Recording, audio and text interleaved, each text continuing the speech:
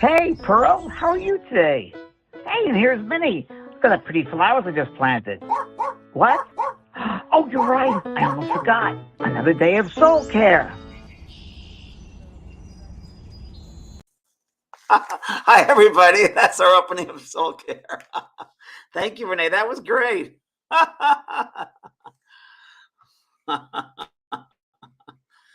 I'm not sure how it went, but I think it went well. Okay. Okay. Hi, everybody. Come on in. It was the first time using those credits, so we'll see how they worked. You like the video, Ann? Good. Thank you. That's the premiere of Pearl, Minnie, and Pearl, who are currently getting ready to come back home, and they have been away for 10 weeks, or 9 weeks now, and they've grown up. And I'm happy to say they'll be here very soon. They've been in preparation on many different levels to get them back home, and I have 10 pages of notes I have to go through and learn when they get. So for them, when they come back, like their potty training time, their eating time, all their commands. So it's going to be fun. So I wanted to share that with you. The opening SoulCARE. Hi, Anita. Thanks, Ann. They are cute characters. It's true. Hello, happy Lionsgate. Happy Lionsgate. Yes, it's 8/8/22. That's right. August the 8th, Lionsgate. We'll talk about that a little bit tonight on Both Sides Now with Kelly this evening. We'll do that. I hope you've had a great weekend. I've had a great weekend getting ready for the doggies and also getting ready for this week, which is really an incredible week. We're going to go to that in a second. But I just did a video with TikTok, and I wanted to share that with everybody, the things that I talked about. And if you're on my TikTok page, feel free to join that too. Many times right now, well, many different professions of people who are on TikTok, whether they're psychiatrists, whether they're business people, whatever they are, whatever they're doing. A common, it seems, that video that people love are, what have you learned, the 5 things you've learned the most from the profession that you've been in. So I just did that, and I'm going to give you the 5 things that I've learned. So the first thing I've learned to share with people and share with you, and you can share with others, as far as being a psychic medium in the past 39 years, 40 years, whatever it was, is number one, what other people think of you is none of your business, because nobody knows you better than you know yourself. We know these truths, and no one can love you more than you can love yourself, because nobody knows you. So what other people think of you should have nothing to do with you, because you're a unique individual. Number 2, thoughts are things. So even though we don't see them physically, they do exist. Very much like we have microwaves, radio waves, television waves, infrared waves, all around us, floating around us, if you will. We have thoughts that are real, that are all around us all the time. And people send out thoughts. And even when you go to a certain environment or atmosphere, you'll pick up on thoughts. Usually, if you walk to a place, you'll feel comfortable and happy, or you'll feel uneasy and unsteady. So that's because the thought form that has been sent there beforehand or during, right? Same when you meet somebody, you'll feel their energy first. It's all about energy. That's really what it's about. So the third thing, if tomorrow was your last day of life, how would you live today? So never leave this world with unfinished business. Make sure you don't carry that over into the next level. You don't want to do that. You want to leave anything that's unresolved, completely resolved here. You want to start a new life there, a new awareness there. And it's like making sure everything's cleaned up, the door's locked, everything's taken care of before you leave. So that's really, you should do that. And whether that's forgiving someone, understanding someone, saying hello to someone, doing whatever you have to do to have no unfinished business is really important. Number 4, never have unrealistic expectations of others. We try so much. I was very, very much this is a lesson I had to learn early on too, because I did this, and it was placing your own expectations onto somebody else. And you realize, well, why don't they do that, be like that, or a certain way? Because they're not aware of that. They're not necessarily on the level that you're at, or they don't have the understanding that you have. So we can never place our expectations on somebody else. It's unrealistic. So everybody we have baby souls here in this world. We have postgraduate souls here. We have everyday souls, all different types of beings that we interact with daily. And that interaction, when you interact with those beings of just different levels, it creates various scenarios for us to live in, to learn from. So try to learn and to teach those that you're with every day, because everybody you meet every single day is your teacher or your student. So remember that one. Number 5, the most important, is forgiveness. Try to forgive. Whether someone has hurt you, realize that they're maybe in a certain position, they didn't understand they hurt you, they didn't intend to hurt you, or they might have been traumatized from a younger experience, and they didn't really mean it or didn't know anything about it. They're maybe not at that level. So try to take the high road, because forgiveness is really a spiritual virtue. I can tell when I work with people that they hold on to their traumas, they hold on to their old stories, because it feeds them. It pays them off in some way. They can stay in that victimhood, if you like. It doesn't do anything but hurt you. It pulls you down. And, when you can't forgive, it corrodes you from the inside out. Let's say it's an emotional thing. And it's still staying blocked in those emotional levels, those emotional centers. You're blocking the flow of energy, of life force. So please, forgiveness is indeed a major virtue we should know and learn and use and live with, and also teach others. So those are the 5 aspects that I've learned as a psychic medium. So I wanted to mention those to you. And the other thing I want to mention to you was, but this whole week is going to be really, really incredible, because it's all about pets. It's all about the animals. My animal course starts this week, and it's on the 10th of August. And I hope all of you will be there, because it's going to be an incredible time with Samantha Curry. So it's really, really looking so forward to the animals. It's all about the animals, right? And I thought, and here's the information for you. Spiritual Animal Friends kicks off Wednesday, August 10th. And if 2 live workshops plus 3 amazing on-demand lessons, we're going to have lovely, lovely evenings. And who knows what's going to come through. I know I'm doing some readings. We're answering questions. It's got some really great stuff that you can, again, apply to your life. And when I was doing this research for the course and really working this course out, I came across some very interesting facts with animals. And I've been watching everything on Netflix about animals, any documentary I can find about animals. And, animals are our greatest teachers down here. I got to tell you, unconditional love. But a couple of facts I found, which I thought you'd find so interesting. Okay, there's the facts. Number 1. This past weekend, I was feeding some golden finches outside my window. And I stepped back inside, looked out the dining room window, and there were some finches, and they eat upside down. This finch was like eating upside down. I'm like, what's going on? It's on my Facebook page. You might have seen the picture there. And it was pretty cool. So finches eat upside down. I'm going to read this to you. Finches eat upside down. Golden finches are acrobatic, in the way they can go upside down from a sunflower one moment and then eat standing upright the next. The dexterity trait with their food and bill allows them to benefit from food sources that are otherwise not accessible to other birds. And many times I've seen golden finches actually go down to the ground and pick something up with their beak upside down. Pretty cool. This is a really good one I found. Only half a dolphin's brain sleeps at night. Dolphins are mammals, so although they live at sea and can hold their breath for an exceptionally long time, they do have to come up for air from time to time. It is for this reason that a dolphin's brain will never fully disengage, as it still needs to retain enough motor control to occasionally go up to the surface and breathe. Dolphins also sleep with one eye open at all times. Yeah. All right. Crows hold grudges against people for years. So remember that. And what's the whole group of crows called? A murder.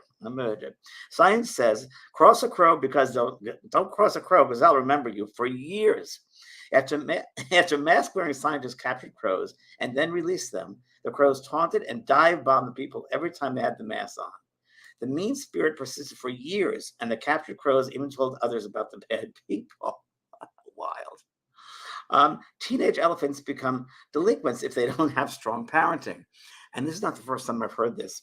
Just like a teenager can become troubled without proper parenting, elephants suffer when their adults are taken away. Really, really true. Elephants are one of the most incredible pack animals, and they live. They're totally for the group. They're not individuals. They're really the group. They live for that group. And Samantha Curry, who's going to be with me in the workshop, one of her experiences, I mentioned it here, but I'm going to mention it again. She was called by the San Diego Zoo because they were having trouble with their elephants, their herd. And she went down there and she said to the zookeeper, "Did you lose a calf?" And this goes, yes, we did. I said, do you have any more skeleton parts of the calf? Goes, yes, we have part of the head part. Yes. So they took it. She put it in the middle of the center of this ring, of this area that the not a ring, but an area that the animals were, the elephants were, and they left and watched from a distance. And one by one, each elephant on their own went there, broke off a part of the skull, and went their own and buried that part. 5 elephants. And after they buried that, they were all okay. They were fine. They never had a chance to grieve. They never had a chance to say goodbye to the baby calf. And they were all depressed. So Samantha was able to help them to not be depressed anymore. That's one of her many, many hundreds and hundreds of stories that she'll be talking about. But it's very true with elephants. Just like a teenager can become troubled without proper parenting, elephants suffer when their adults are taken away. In the 1990s, a gang of teenage elephants whose parents have been cold ran around murdering rhinos until middle-aged elephants were introduced to them. While the adult males around, the teenagers weren't hopped up on hormones anymore. So the male adults were there, so it helped them. That's funny. That was pretty good.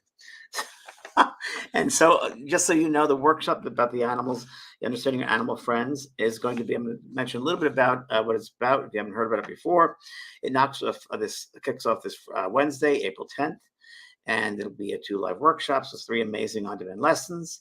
And we really teach about the sensitivity issue as far as communicating with your animal, whatever animal that may be. And there are certain ways and techniques and insights and sensitivity methods that one can use to do that. So we'll be talking all about that. The works are going to include learn to better understand and communicate with your pet using your intuition and theirs.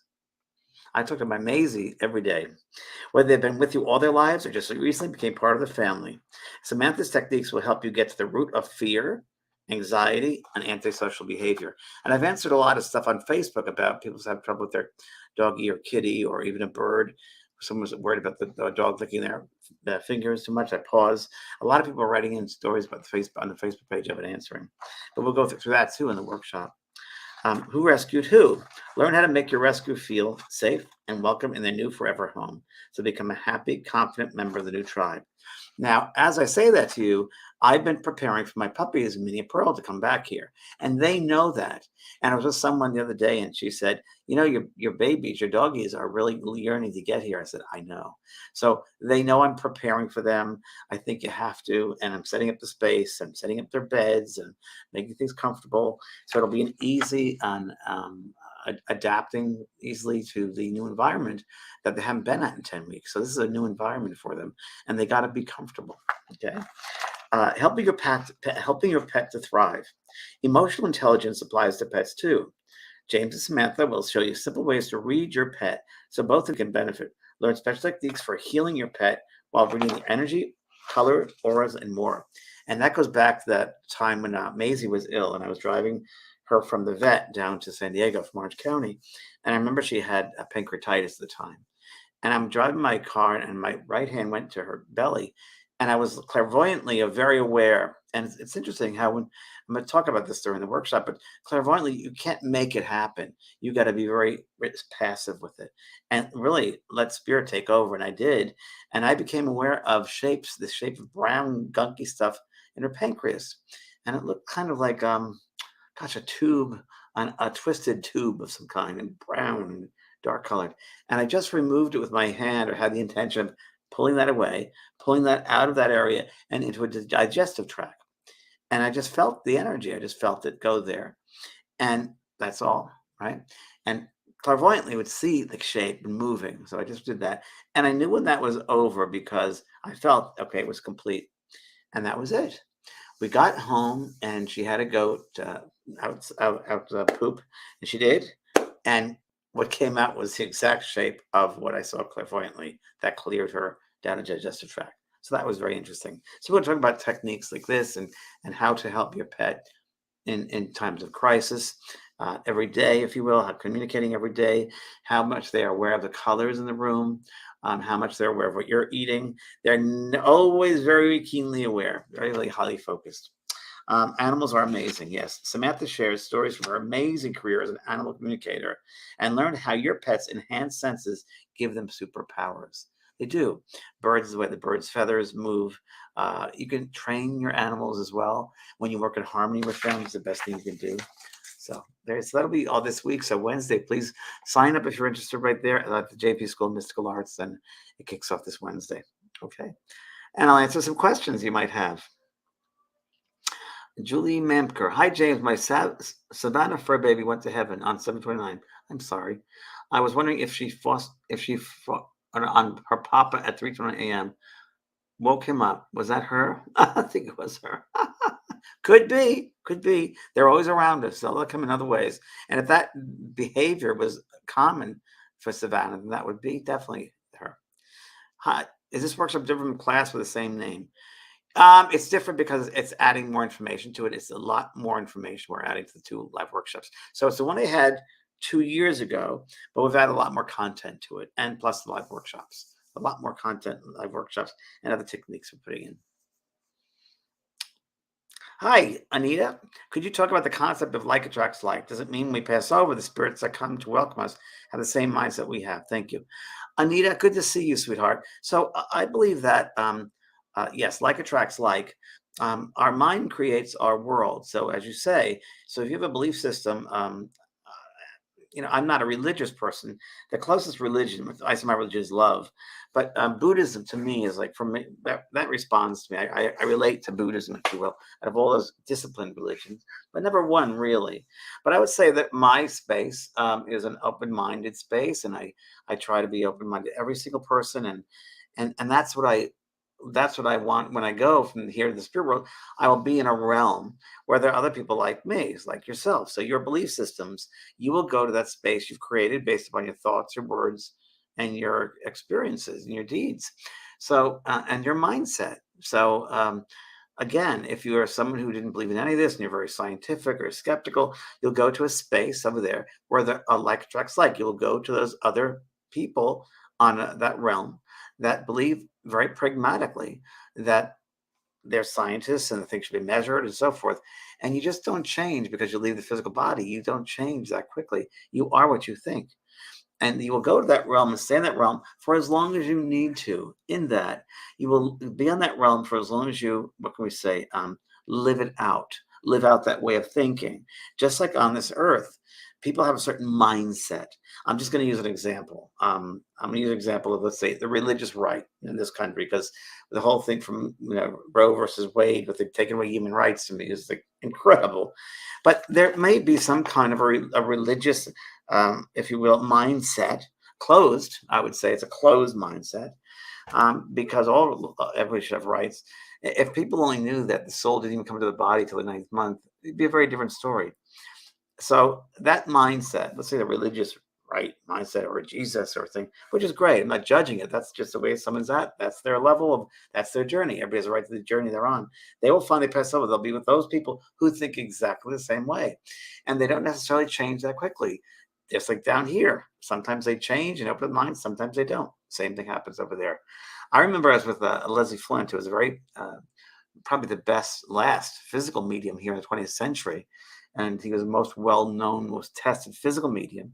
And he used to have voices come through in an artificial voice box in the air through ectoplasm. And I remember we're sitting there, and a lady came through talking, and she was, they call her Salvation Annie. And she said, "You realize what you're doing is wrong. You realize this is against Jesus. This is against Jesus' wishes. You're doing all the devil's work down there." And then another person spoke on top of her, and it was a guide, and he said, "Please understand, we wanted to demonstrate to you that there are people of all different realms and levels here, and still they don't change that quickly. That this lady, it believes that's her way of thinking, and she's trying to pontificate that here in the spirit world as she did on earth, and she hasn't changed that mindset right away. So just give her understanding and love, and that's where she's at." Same thing we have to do on the earth. And as regards come back to go on this earth and teaching, for me, my job is just to plant seeds. I'm not here to prove to people you have to believe in life after death. This is the way it is. No, I just present what I know, my knowledge, my experience, whether it's with the animals, the humans, the people in the spirit world. And it's just to help you on your own journey to, if it resonates as truth, use it for your own evolvement, your own journey. So anyway, there we go, Anita. Hope that helps. Okay, Dominic. Hi, Dominic. Hello, James. The person dies, but their spirit hangs around.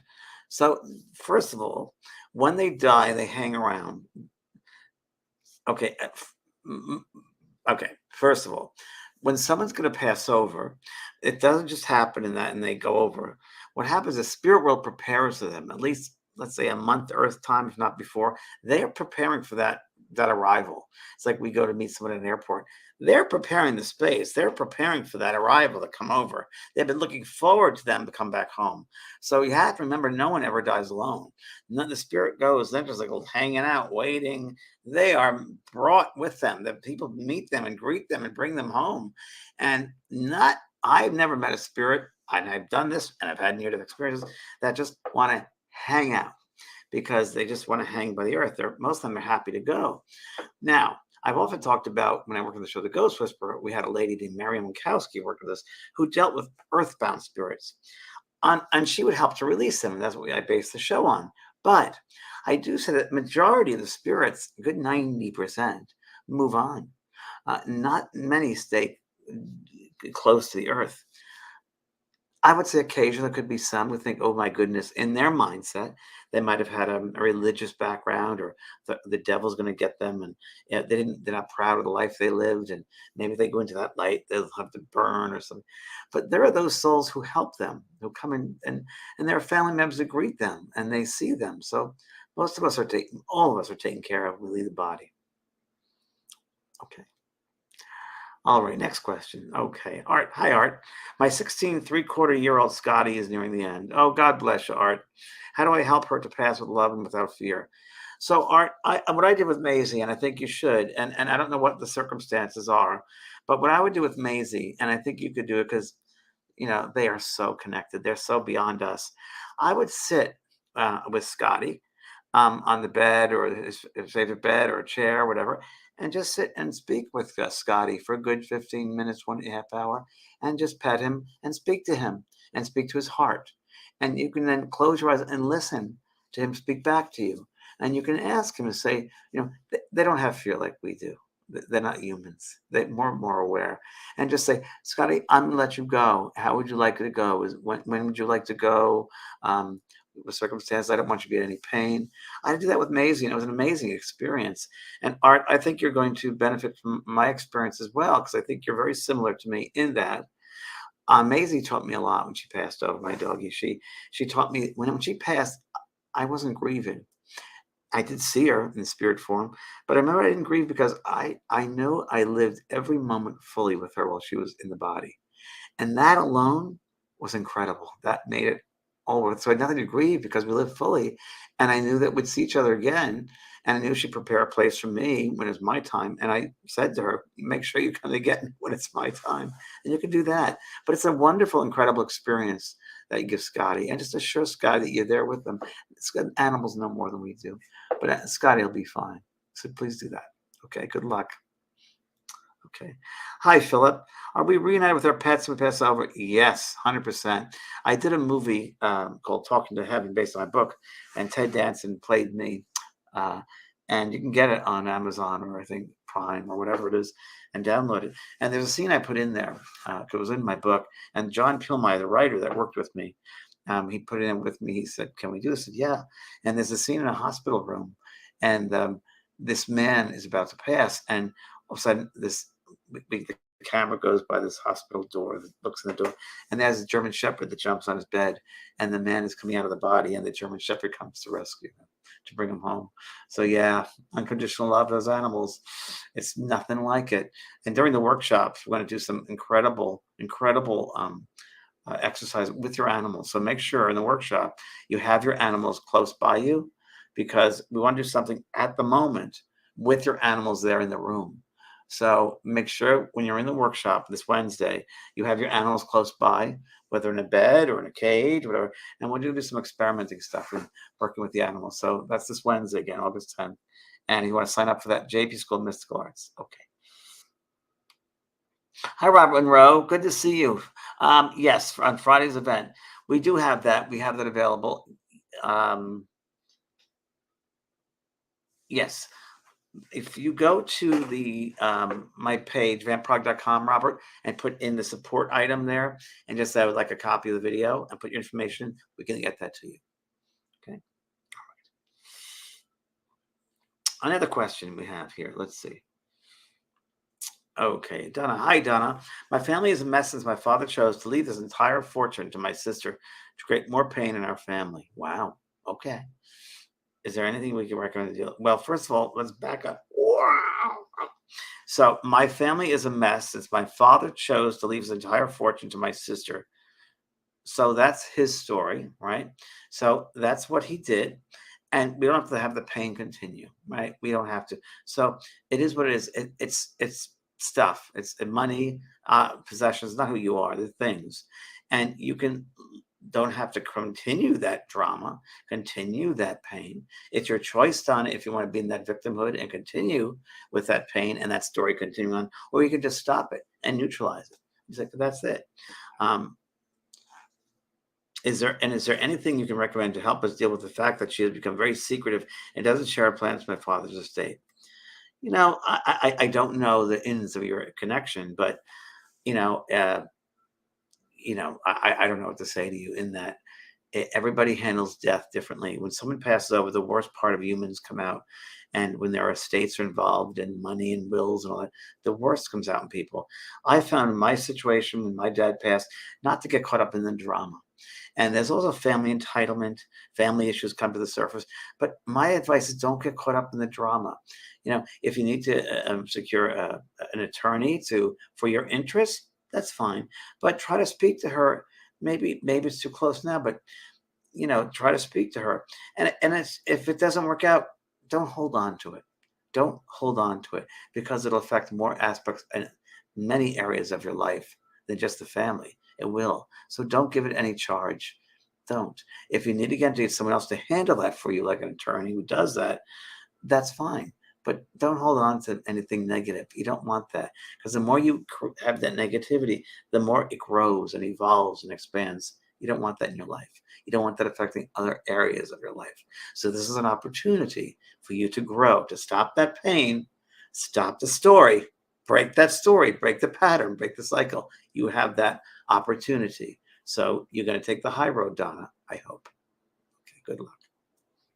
Okay, Dominic again. Hi. My brother passed away a year ago, but I feel he is still here. Well, he is here. There is here. Here is there. They're right next to us. The spirit world is all around us. It's not up there. It's all around us. It's just a different vibration. Just like, again, I talked about the waves that we don't see. Exactly that. The spirit world are on a higher frequency. We don't see them physically, but they're there. They're right around us. Okay. Does that mean he hasn't crossed over and hasn't seen family? No, he's crossed over, but he's close to you because that love connection continues on, Dominic. So you'd feel him, especially a brother. He will love you. No, they passed over. And yeah, no, not at all. He's passed over. It's so funny because the only earthbound spirits that I know are us. We're the earthbound ones. We're stuck here. The others are gone on. We're stuck on this vibration. Okay. Hi, Mira. Nice to be part of you again. You part of this space. I dream every night. Well, good. I don't dream every night. Most people I don't think do dream every night. Good for you. I dream every night and have had dreams where my pup, who is living, has accompanied me. 100%. Dogs, kitties, they go with us in the astral world at night. We travel. We'll be with them many times. Those animals that have passed before us, we will see them on dream state many, many times.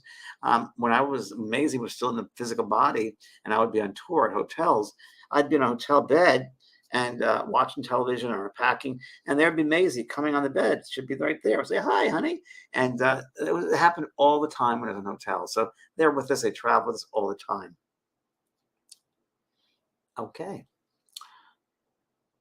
Janet. James is a veterinarian. Good for you. And four-legged kid, mom. I can't tell you the number of times on exam that my hands go to the place of the animal's body. When beginning my exam, there's an issue. perfect. That was different than what they came to the office. 100%, Janet, 100%. And I wish you would teach other veterinarians that. And they would get it because they're sensitive. I find veterinarians are more sensitive than medical doctors. And let your hand guide you. You bet. I used to question that. Now I just trust it. Please trust it. And thank the universe, one, for showing me. You betcha. Continue. And Janet, teach that to others. And it's just a matter of sensing, feeling, scanning the body, just like we do humans. We do animals. We can scan from the top of the head all the way to the bottom, the tail. And a kitty cat, same thing. And you can feel, and you just allow yourself, just allowing yourself. We'll talk about this in the workshop too. Just allowing yourself to feel the energy of the animal, first attuning yourself. Then you'll feel when there's a disruption in the energy, when something's in balance. You'll feel when there's a growth, if you will, something's foreign in the body. You'll feel then, the more you allow yourself, you'll feel something's not right with the blood here or the kidneys. Yeah, it's really cool. So good for you, Janet. Continue on, my love. Okay. Hi, Doreen. I loved being on your show last Friday. That was a great night. Loved my reading. It was totally awesome. Thanks, Doreen. Doreen had a great reading on Friday. I thought it was fabulous. And I remember we said to you, I did, but they're coming to me, that you're very mediumistic, which you are. So I hope you're looking into the course. It was Friday night was a great group reading. They're on once a month. They do them. And that, Doreen, thank you very much. It was a great night. I thought one of my favorite ones the past several months. And such interesting things came through. I remember the girl from Vienna. She's a lovely girl. If you remember, Doreen, the girl from Vienna was there. And I brought through her a partner who had passed over, who gave her an engagement ring, who they never got married because he died. And he came through and kind of opened the door for others. And then her aunt came through. I said, there's a lady here and she's ironing clothes. She's ironing like napkins and serviettes and tablecloths. And she said, everything has to be just perfect. And she said, yes, that's my aunt. She was like that. And the aunt said that she was very regimented and she had to follow strict rules and details.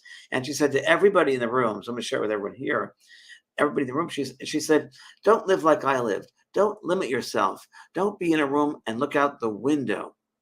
Be outside the window. Live outside the window. Don't limit yourself in a room. And it's so true of humans. Don't limit ourselves. We tend to. Don't do it. Live life. And that was her message. It was very good. Thanks, Doreen. Okay. Kelly Smith. Hi, Kelly. Do animal Reiki on dogs? I do animal Reiki on dogs. Fantastic. I groom. Of course. You're a healer. Of course you would, right? And listen to you as well. I will take this class. You should, Kelly. It'll help. It'll enhance what you already know. It'll bring you to another level, if you will. And you can use other techniques that it's like you already know this. A lot of these things you already know intuitively, but it'll be guiding you to different ways in, and you'll check things out. It'll be pretty cool. And the best part is when we have the animals in the room with you, we'll do that. Okay. Caroline. Hi, Caroline East. Caroline East, you remind me very much of my friend Caroline Mumolo. She is an incredible psychic, the best psychic I've been to, who reads cards. And she's back in New York. And she reads regular playing cards. And she's going to come out in August and visit me. But you remind me a lot of her. She's an excellent psychic. Hi, James. We are told that when we cross over, that we will be reunited with our spouse and partner, loved one who predeceased us. That is true. But what happens if one or two is far more spiritually evolved than the other? They want to be together, but they don't. Right. Exactly what you said. They don't want to be together, but don't they have to go to their appropriate levels of spiritual existence? Exactly right, Caroline. So I've many times have done readings where someone has had several partners. One lady had 5 pass over.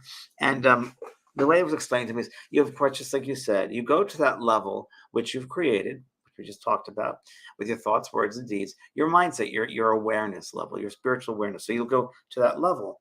And you'll be with those other beings who are on that same level. And there might be some of your partners that understand that or don't. It seems that, and just like here, I always use the analogy that we live in, many people are on the site right now, live in what we call the United States. And what is that? Well, it's a country made up of different states. So same thing with the spirit world. There are different states of being, different levels that exist based upon your mindset. And there are some people that live on the earth together 50 years, their partners, and they pass over and they're in different places. I find that more often than not. And they say, well, we don't belong together. We have different things we're doing or different understandings. And we're just going to pursue this part of myself, this aspect of myself. And the other person's going to, doesn't mean they don't see each other and visit each other, but they're not together because They're out to learn. They're doing other things. That does happen. A good friend of mine just lost his father 2 weeks ago, and his father and the father was 91, his wife was 91, and they were in New Jersey, and a loving, loving, loving couple. I had such a great time with them. They came to see a demonstration of mine at the Count Basie Theater in New Jersey, and they're just such loving people. And the father passed away on a Sunday, and the wife passed away on Monday. So they were so connected. So, and they'll probably be together for a little bit on the other side as well.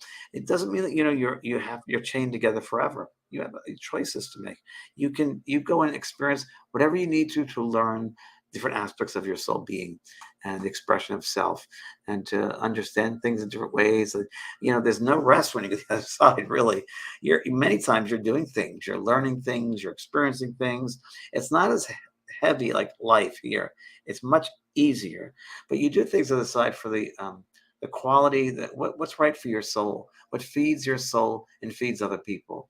Everybody seems to, most people's beings that I know, I've heard about, will work on the other side once they stop with the, if you will, the sense of being that level of forgiveness, and that they have a past life, or sorry, have a life review, and they realize maybe I didn't love my children, I should have been my partner, or this, and they're in this space for a little bit, and then there's like we call a second death, where they go to that space where they want to go to, maybe to learn something creative, or do some service work, some counseling work to other people, to help other people.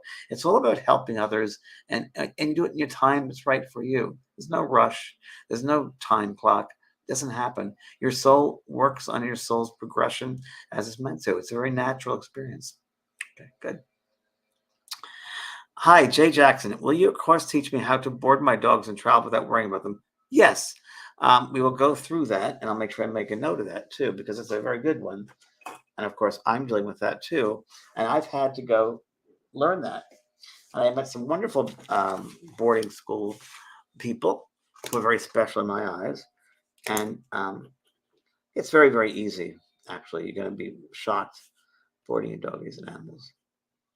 Because the most thing with the animals, with the boarding, we'll go over that during the workshop, is to let them know that you're coming back, that this is just temporary. And they know, but they get connected. We want to make sure there's no anxiety. So we will discuss that for sure. There it is. Sign up for JVP School of Mystical Arts.com. Yeah, good. Okay, a couple more questions, I think.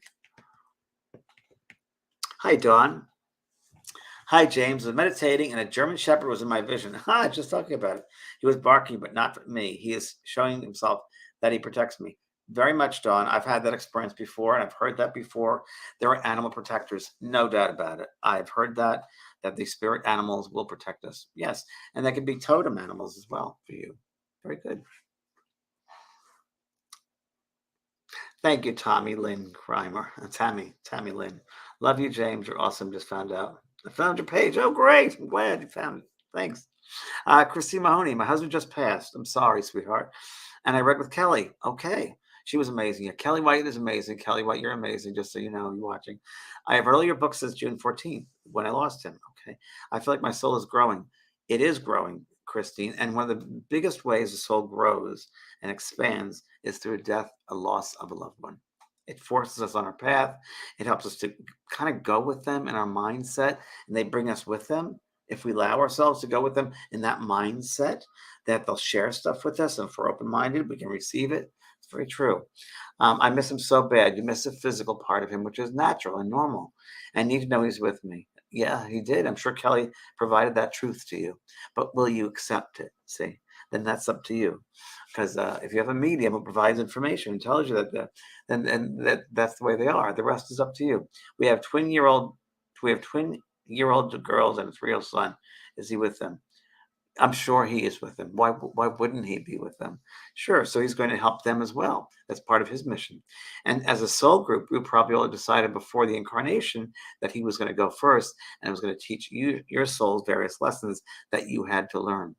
There is a pain, of course, and we can't negate that. That's what the pain of losing a loved one, a partner, especially a father and a husband, a father. That's tough. It's a tough one. It's an advanced lesson for an advanced soul. So reserved only for advanced souls. The hardest lessons on earth are really those reserved for the most advanced souls. Joanne, hi Joanne. Hello from Maine. I've signed up for the animal class. Great. You're going to really love it. Is there a link that will be sent to me? You can join the live event. Looking forward to it. If you go on there, yeah, there'll be a link sent to you. Just got to register your name, and we'll be sending that out tomorrow, I believe, the link for the course. Hi, Sue. We rescued a beautiful dog from Human Society. Yes, Humane Society. He had been in an abusive home as a pup. We love him so, and he knows he is safe and loved with us. Do dogs ever forget being abused or the person who was mean to them? It's a great question. I think Samantha will answer differently than I will, maybe. I'm not sure, but I can just go based upon I've rescued many, many doggies. Not cats, I'm allergic, but doggies I have. And I have to just go with what I'm going to think. And I don't think they forget. I don't think they forget. I think if someone gets kind of ingrained in their genetics and their sense of self, because like humans, in many ways, that trauma stays with them. My Maisie that I used to have, I remember that you can't go near her tail. You couldn't go near her tail because she'd whip around and bite you. And she was the sweetest dog, but that don't go in that rear area with her tail. So Samantha helped me with that. And she did a reading, and she said, "I'm going to do a reading tomorrow on Maisie, and it'll be around 2:00. And just I just want to let you know that, and I'll call you afterwards." I said, "Great." So she does her own thing, and then calls back. So James, there's something about her. When she was a puppy, she ran away. She was in this litter. She was the runt of the litter, and she ran away, and she was in a construction zone because I kept on hearing construction, and she got stuck in a pipe. And they were looking for her, and they found her. And the only way they could get her out of the pipe was to pull her tail. That's why they got her out of the pipe. So that trauma was still there. I once rescued a doggie named Peanut, a little doggie, and I don't know what I was thinking, but I was. 36 dogs were found in a hoarder situation. 36, and this is one of the 36 dogs. And I thought I could rescue it, and we, really get it back to somewhat normal ways of thinking. And what happened was he was so messed up in his head that you couldn't do anything. I couldn't do anything with him. He was so frenetic, always running around. And a puppy was like that, but this was even a little bit more aggressive. And it dawned on me. I said, "Oh, I know why." I tuned into him, and the dog told me that he was afraid something was going to fall on him. Because he was in a hoarder situation, he was always under boxes and things, and he was always had to be on really like hyper active and be hyper aware that something was going to fall on him and kill him. So that was ingrained in him. So we can do the best we can with what we've given, and some can be helped, and others cannot. But Samantha might think differently. Okay, one more. Yes. Hi, Jody. I think and feel that when I pass over, I'll be with all the animals. Me too. To be with them, heal, and communicate. I hope I'm right about this one. Thanks for all you do. You're welcome, Jody. You can go wherever you want to go. So there's no limitation. So that you'll just feel where the love is, and you'll go where that love is. And of course, animals, unconditional love. So that's really what it's about. So I look forward to working with a lot of you. I hope many of you will sign up. The JP School of Mystical Arts this Wednesday, August 10th, right in front of you. There it is. Spend the course for a 2-day workshop, 2 live workshops, and then the course and the special stuff we're going to do with the animals. All right, my friends, God bless you, and hope you'll join me tonight at 6:00 how can we learn to forgive. So the show is going to be all about forgiveness, which is a spiritual virtue I talked about. And that's on Both Sides Now Beyond at 6:00 tonight with Kelly White and myself. So please learn to forgive tonight. Assisting yourself to forgive and forgive others. We'll see you then. Okay. God bless. Bye-bye.